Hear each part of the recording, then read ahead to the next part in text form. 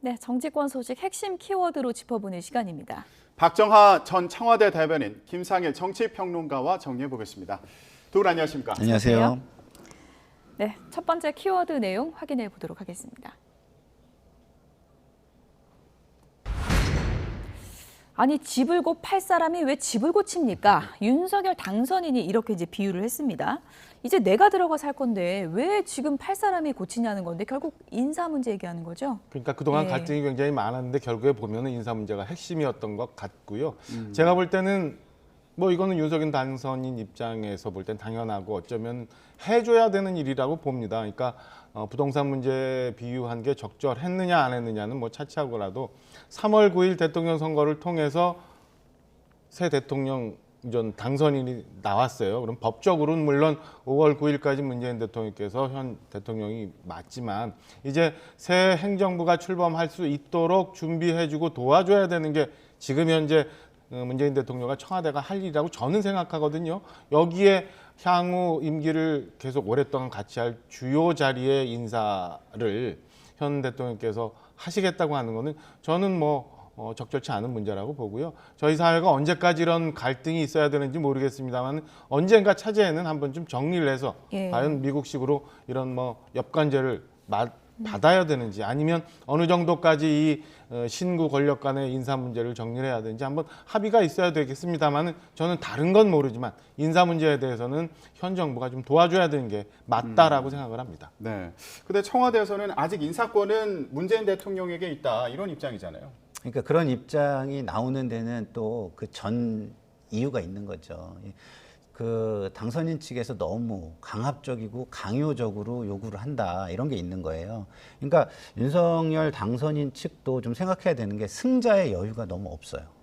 그러니까 지금 이것이 어떻게 보면 바람직한 일을 하는 거예요. 바람직한 일. 그러니까 바람직한 일이란 건 뭐냐면 상호 협조가 있어야지만 바람직한 관행이 만들어지고 관례가 만들어지고 전통이 만들어지는 겁니다. 근데 협조가 없으면 어떻게 돼요? 이견이 되는 거거든요. 이견이 있는 상황에서는 어떻게 해결을 해요? 법과 제도에 따라서 해결할 수밖에 없게 되는 겁니다. 그렇게 되면. 그러니까 당선인 측에서 정치력을 발휘를 할 의사가 좀 있으셔야 되고 그리고 그 지금 현 문재인 대통령께서는 협조할 선의가 좀 있으셔야 되는 거예요. 이런 것이 바람직한 것을 만들어내는 거죠. 관례와 전통 이렇게 만들어내는 건데 지금의 상황은 좀 그렇지 못하다 이런 생각이 좀 들어서 두 지도자께서 국민을 좀 생각하면서 조금 한 발 빼서 이 상황을 조금 조망해 보시는 시간을 조금 가지고 지도자에 걸맞는 결단을 조금 해주시면 어떨까 이런 바람을 가져봅니다. 워낙에 이제 감정 싸움이 골이 깊어지다 보니까 뭐 매수인, 매도인 이런 말까지 나온 상황인데요. 윤 당선인이 어제 이런 얘기를 했습니다. 회동 관련해서는 지금 어떤 입장인 걸까요? 들어보시죠.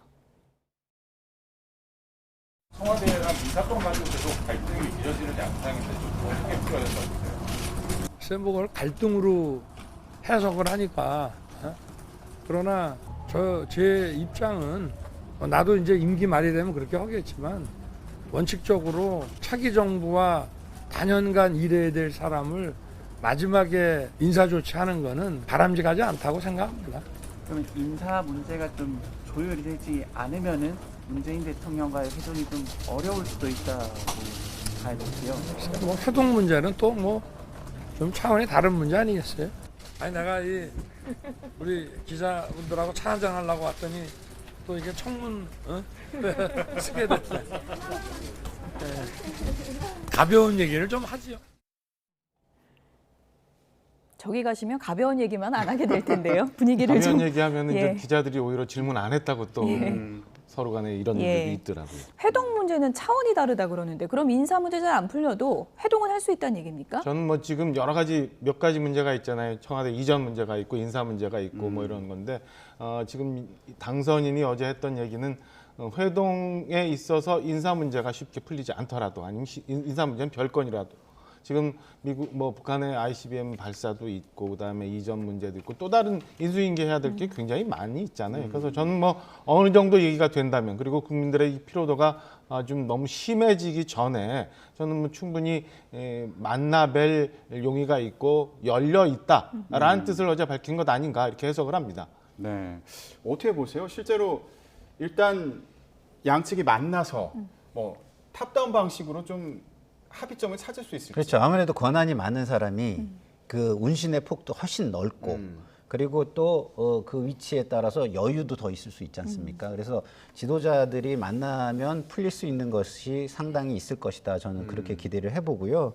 그리고 지금 당선인께서 말씀을 좀 너무 잘해 주신 게 회동은 또 다른 차원이다 이렇게 말씀하셨잖아요. 예. 그래서 회동은 회동대로 그리고 협조를 구할 것은 협조를 구하는 대로 이렇게 좀 하면은 정말 지혜로운 모습이 아닐까 이런 생각이 좀 들고요. 그리고 어쨌든 아까도 제가 말씀을 드렸지만 마무리하는 것이지 이게 쫓겨나는 것은 아니거든요. 그러니까 마무리하는 사람의 입장도 좀 존중을 해서 마무리하는 모습이 조금 본인이 약간은 그래도 원하는 쪽에서 마무리될 수 있게 도와주시는 것도 예. 저는 좀 한번 생각해 봐 주시면 어떨까 이렇게 생각합니다. 아름다운 마무리가 되면 또 아름다운 시작이 또 될 수 그렇죠. 있는 네. 거니까요. 지금 그런 상황을 이제 국민들이 바라고 있는 게 아닌가 그런 생각이 드는데 어제 이제 문재인 대통령이 좀 답답하다 보니까 뭐 이렇게 협의가 필요하고 그러냐 그냥 만나자 하면서 가까이 있는 사람들 얘기 말고 본인이 좀 이렇게 생각해서 해달라. 결국은 윤핵관 저격한 거죠. 그렇게 이해가 됩니다. 예. 그래서 이제 윤석열 당선인 측에서도 이에 대해서 바로 반박을 했죠. 근데 저는 청와대가 좀 뭔가를 하나는 좀 내려놔야 되는 것 같아요. 그러니까 무오류의 강박관념에 너무 빠져 있는 것 아닌가라는 생각이 듭니다. 그러니까 뭐 사실은 5년 동안 국정을 하다 보면 잘못된 부분도 있고 국민으로부터 비판받았던 부분들도 있는데 이 무오류의 정권이라는 너무 강박관념에 빠져서 예. 모든 거를 넘어가려고 하는 것 아닌가라는 생각에 이런 얘기가 나오지 않나 싶은 생각이 듭니다. 그래서 어제도 보면은 윤석열 당선인이 출근길에 소위 말하는 프레스 다방에 가서 잠깐 얘기를 했고 이 얘기가 소개가 되자마자 청와대 박수현 홍보소통수석을 통해서 대통령의 얘기라고 소개가 돼요. 이 지금 얘기한 것들이 굳이 청와대가 이 시점에 그런 얘기를 소개를 할 이유가 있었나라는 생각이 듭니다. 그러니까 마쿠에서 물밑에서 이런 어려움이 있고 지금 대통령께서 이런 우려가 있으니까 우리 뭐 다시 한번 만나서 협의할 수 있다라는 얘기를 해보면 되는데 그러면 협상이라는 게 시작이 되고 그다음에 물꼬가 트일 수 있잖아요. 굳이 저런 갈등을 일으킬 만한 얘기를 해서 뭐 대통령께서 답답해하신다. 그다음에 주변에 있는 소위 뭐 주변 사람들 얘기 듣지 말고 당신이 판단해라. 이런 거는 제가 볼 때는 당선인 측 입장에서는 굉장히 힘들게 받아들일 수밖에 없는 상황이었다. 그리고 굳이 그거를 만들어서 소개를 한 것도 제 입장에서는 적절치 않은 소개였다라고 생각을 합니다. 네, 윤석열 당선인 측에서도 대단히 유감이다 이런 입장을 밝히기도 했고 앞서 들었을 때 당선인은 뭐 회동 문제는 인사와는 좀 차원이 다른 문제다 이렇게 얘기는 했습니다만 지금 당선인 측의 얘기를 들어보면 대통령과 당선인의 덕담 수준의 회동은 동의할 수 없다 이렇게 얘기를 하다 보니까 이거 사전에 좀 물밑에서 조율이 긴밀하게 이루어져야 되는 거 아닌가 이런 생각이 들거든요. 어떠세요? 아니 국민을 먼저 생각해야죠. 본인이 원하는 거는 덕담 수준은 아니고 더 많은 걸 원하실 수 있어요. 그러나 국민들은 일단 덕담이라도 먼저 보고 싶은 거잖아요. 그럼 거기서 출발하셔도 되지 않을까요? 시작점을 라고 좀 저는 다르게 잡았습니다. 저는 그렇게 뭐 한 여쭤보고 번만 싶고. 만나야 되는 것도 법칙은 그렇죠. 아니니까요. 그것도 아니고. 예.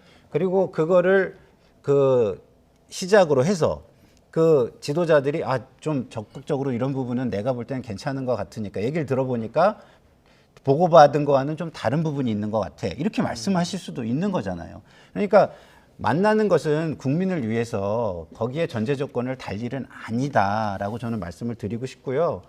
그 문재인 대통령께서 얼마나 답답하시면 저렇게 이야기를 하셨을까라고 저는 생각을 합니다.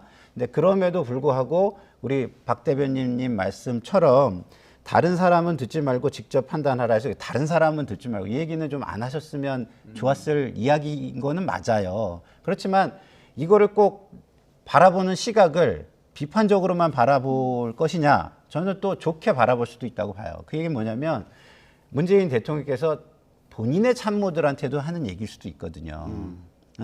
본인의 참모들한테도 당신들이 밑에서 너무 내 입장만 가지고 강하게 조율을 하는데 나는 그런 얘기 안 들을 거니까 직접 만날 거야 라고 자기 참모들한테 메시지를 보내는 걸로 또 선의를 가지면 해석해 봐줄 수도 있는 거예요. 그래서 결국에는 두 지도자의 생각이 가장 중요한 것이다. 예. 저는 이렇게 좀 강조를 드리고 싶습니다. 어쨌든 뭐 갈등의 시작 중에 하나가 청와대 이전 문제인데 민주당의 윤호중 비대위원장이 이런 얘기를 했어요. 그러니까 우리는 국방부만 안 간다고 하면 도와줄 수 있다. 이렇게 얘기를 했거든요. 이거 청와대하고 결이 다른 거 아닙니까? 결이 좀 다르고 저는 뭐 적절치 않다고 봅니다. 예. 그러니까 시기에 대해서, 그러니까 집무실의 이전의 시기가 지금 굉장히 너무 빠르다. 예. 그다음에 좀 더 여러 장치를 통해서 국민 여론을 좀 수렴했으면 좋겠다.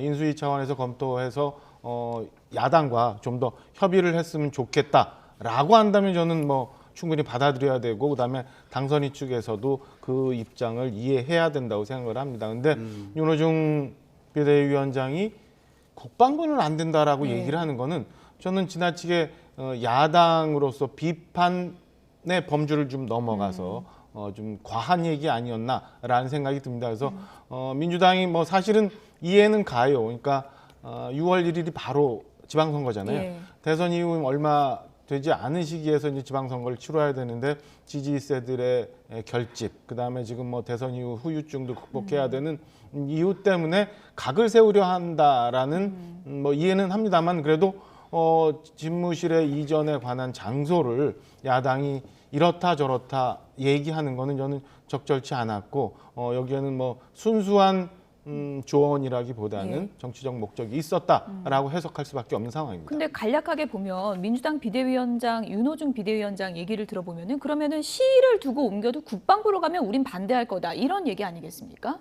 그렇게 해석이 된다면 예. 뭐 그 부분은 조금 윤호중 비대위원장이 한 번 더 생각은 해보셔야 될 거라고 저는 생각을 해요. 근데 이제 저는 강조하고 싶은 게 이런 것이죠. 뭐냐면 대통령 후보가 공약을 했다고 무조건 밀어붙일 수 있는 것이냐, 이건 아니에요. 그렇죠. 왜냐하면 수많은 공약을 내놓기 때문에 유권자들이 그 공약 하나하나를 전부 다 세세히 들여다보고 하는 것이 아닙니다. 포괄적으로 하는 것이죠. 그렇기 때문에 하나하나를 할 때는 또다시 절차라는 걸 가지고서 그 공약을 이행해 가야 하는 것입니다. 근데 지금 보면은 시기를 딱 박아놓고 절차에 맞지 않는 걸 그냥 밀어붙이시는 거예요. 예. 그럼에도 불구하고 저는 이해를 해드릴 수는 있습니다. 왜? 여야의 합의라는 건 국회에서 뭐냐면 법률이 만들어지는 걸 의미합니다. 그러니까 여야가 합의가 되면 법률에 준하는 권위를 가졌기 때문에 이건 해줄 수 있다라고 저는 인정을 해드릴 수 있어요. 그렇지만 그게 아니라면 예비비 요건에 맞지가 않습니다. 첫 번째. 그리고 규모가 너무 큽니다. 이런 것을 다 따져보면 이거는요, will not이 아니라 안 하겠다가 아니라 cannot, 할 수 없다가 되는 거예요. 그런데 할 수 없는 것조차도 정치에선 여야 합의에 의해서 할 수가 있기 때문에 좋은 관례와 전통을 만들어 주십사라고 제가 계속 말씀을 드리는 거지, 제가 거의 수년간 재정을 다룬 사람으로서 이거 재정 측면에서는 절대 용인돼서는 안 되는 거예요. 왜냐하면 예비비라는 건요, 환경이 어쩔 수 없는 게 나타났을 때 예측하지 못했기 때문에 하는 거예요. 예. 근데 사람의 의지가 바뀌었다고 해가지고 그걸 어쩔 수 없이 예측할 수 없었다라고 얘기한다면 독재가 가능해지는 거죠. 그렇게 되면. 그래서 협조를 강조하고 그다음에 협치를 강조하는 것에서부터 모든 것은 시작돼야 된다. 이런 말씀을 다시 한번 드립니다. 네. 자, 그래서 문재인 대통령과 윤석열 당선인이 언제쯤 회동을 할지 이게 참 궁금한 상황인데, 이에 앞서서 윤석열 당선인이 박근혜 전 대통령 먼저 만나는 거 아니냐 이런 얘기도 나오고 있습니다. 어제 박근혜 전 대통령이 대구에 가서 내놓은 메시지가 있는데요. 먼저 들어보고 오겠습니다. 제가 못 이룬 꿈들은 이제 또 다른 이들의 몫이라고 생각합니다. 좋은 인재들이 저의 고향인 대구의 도약을 이루고 더 나아가 대한민국의 발전에 기여할 수 있도록 저의 작은 힘이나마 보태려고 합니다. 네, 박근혜 전 대통령 어제 대구 사저에 도착해서 내놓은 메시지입니다. 이걸 좀 먼저 해석을 좀 해볼게요. 예. 저는 이 발언이 궁금하더라고요. 제가 못 이룬 꿈들은 이제 또 다른 이들의 몫이다. 작은 힘이나마 보태려고 한다. 예, 이게 뭐 정치권에 영향을 좀 미칠 수 있을지 어떻게 좀 아세요? 오랫동안 고생하셨는데 그래도 비교적 건강한 모습으로, 밝은 모습으로 예. 메시지를 던져서 저도 뭐 반갑게 봤는데요. 두 가지 단락이 있잖아요. 제가 못 이룬 꿈 이제 다른 이들의 몫이다라는 게 하나가 있는 거고 예. 작은 힘이나마 보태려고 합니다. 방점을 어디에 두느냐에 따라서 해석이 많이 달라질 거라고 보여집니다. 저는 오히려 방점을 앞에 두고 싶어요. 못 이룬 꿈 이제 다른 이들의 몫이다. 예. 내가 현실 정치에 영향을 미치거나 현실 정치에 직접 온다기보다는 다른 사람들의 이미 못 이룬 꿈이 있었지만 이건 다른 사람들이 할 몫이다. 그런데 작은 힘이나마 보태려고 하는 거는 그래도 전직 대통령이었잖아요. 그리고 지금도 많은 분들이 지지를 하는 부분들이 있고, 그러니까 그런 사람들의 바람과 기대에 어긋나지 않게 도움을 줄 수 있다라는 취지이지, 저는 여기에 굉장히 많은 작은 힘을 보태겠다의 방점을 둬서 박근혜 전 대통령이 무언가의 현실 정치에 많은 영향력을 그리고 현실 정치에 직접적으로 뛰어들 거다라고 해석하는 거는 좀 지나치고 오히려 박근혜 전 대통령을 굉장히 힘들게 만드는 또 다른 길이다라고 저는 이해를 하고 있습니다. 형광펜을 치자면 앞문장에 치신다. 저는 앞문장에 치고 앞문장. 싶어요. 똑같은 앞문장에 네, 앞문장에 치는 게 맞다고 봅니다. 현재로서는. 왜냐하면 우리가 심지어 죄를 졌다고 의심하는 분도 무죄 추정의 원칙이 있는데 뭐 지금 선의로 말씀을 하셨다고 해석을 해야지 이거를 뭐 정치를 시작하기 위해서 복선을 깔았다 예. 이렇게 하는 건 저는 안 맞는 것 같고요. 예. 그리고 기본적으로 이제 원로라는 게 뭡니까? 굉장히 훌륭한 원로들을 우리가 가져야 돼요. 그리고 원로는 조언을 할 수 있고 지원을 할 수 있어요. 문제는 선을 지켜주시고 중심을 지켜주시면 되는 겁니다. 예.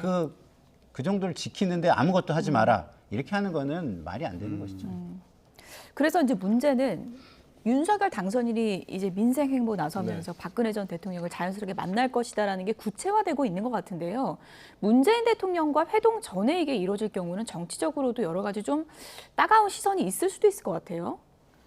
뭐 그렇게 해석할 예. 수도 있습니다만은 저는 지금 현재 청와대 인식 그다음에 당선인 측과의 협의가 원활치 않으면 있을 수도 있다고 봅니다. 그러니까 이미 전 윤석열 당선인이 민생 투어를 지방으로 하겠다고 이제 예고를 한 상황이고 이 와중에 대구 인근의 일정이 잡힌다면 좀 만날 수도 있다. 어제 이제 유영하 변호사는 아직 실무적으로 협의는 없었다고 합니다만 예. 저는 뭐 박근혜 전 대통령을 먼저 만났다고 해서 이 문재인 대통령과의 지금의 문제와 또 그러니까 같이 연결시켜서 정치적으로 해석하는 거는 좀 무리인 것 아닌가라는 생각을 하고 있습니다. 네. 자, 그래서요. 지금 이 윤석열 당선인의 행보에 대해서도 관심을 끌고 있는 그런 상황인데 이번에는 민주당 상황을 좀 짚어보도록 하겠습니다. 다음 키워드 보여주시죠. 네, 문재인, 이재명 지켜내겠다. 자, 더불어민주당에서 이제 새로운 원내대표를 선출했는데요. 네. 박홍근 의원이 선출됐습니다. 그런데 이재명계로 분류가 되잖아요. 네. 그러면서 했던 말이 문재인 대통령과 이재명 고문을 지켜내겠다 이렇게 얘기했습니다. 이거 강한 야당을 선언한 거다 이런 해석이 나오고 있어요. 그러니까요. 저는 사실은 그 원내대표 선거를 예측할 때 저는 사실은 박광원 의원이 좀 또 유리하다고 저는 봤었거든요. 예. 근데 박홍근 의원께서 원내대표가 되신 거를 저는 참 이렇게 해석하는 부분이 있어요. 이게 당선인과 대통령의 갈등이 좀 영향을 준 거 아닌가? 이런 생각이 좀 들어요. 만약에 그리고 그게 영향을 줘서 강한 야당을 표방하는 원내대표가 됐다면 이거는 두 지도자의 갈등이 계속 확산되고 있는 것이다라는 거예요. 그래서 앞으로 협치가 참 힘들 수도 있겠다라는 우려도 좀 생깁니다.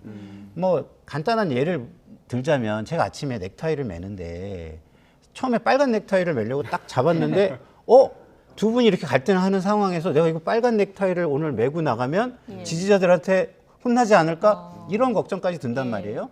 그러니까 이 파급 효과, 두 지도자의 갈등의 파급 효과라는 거는 진짜 안 보이는 저기 넥타이 매는 순간까지도 미친다고 생각을 해주시면 좋겠어요. 그래서 좀 새로운 원내대표의 기대와 우려가 저는 좀 반반이다 이렇게 말씀을 드리고요. 두 번째 키워드는 이재명계입니다.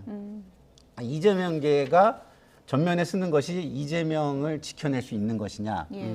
이거는 지방선거의 결과에 따라 다르죠. 왜냐하면 지금 이재명 상임고문의 후속 체제가 들어섰다고 지금 볼 수 있는 것이거든요. 그러면 이재명 상임고문의 후속 체제가 지방선거를 이끌게 되는 거예요. 그러면 만약에 패한다. 그럼 대선과 지방선거를 연거푸 패했다.